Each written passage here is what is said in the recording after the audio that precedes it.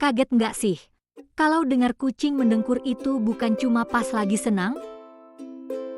Padahal, suara getaran gemes itu bisa jadi sinyal lain yang penting banget buat kamu tahu sebagai pemilik Anabul. Kira-kira apa aja ya?